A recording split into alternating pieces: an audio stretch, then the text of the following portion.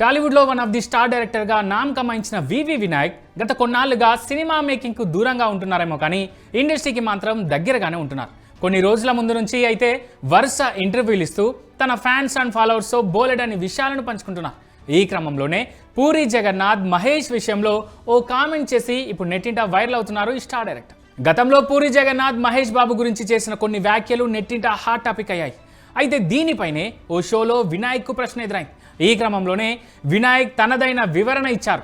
ప్రతి దర్శకుడికి కొన్ని ఒడిదుడుకులు సహజమని, అంత మాత్రాన ఒక హీరోను తప్పుబట్టలేమని తనదైన శైలిలో వివరణ ఇచ్చారు వినాయక్. అలా వివరణ ఇచ్చే క్రమంలోనే పూరి జగన్నాథ్ వంటి స్టార్ డైరెక్టర్ మహేష్ బాబును సినిమా అవకాశం అడగాల్సిన అవసరం లేదంటూ చెప్పుకొచ్చారు.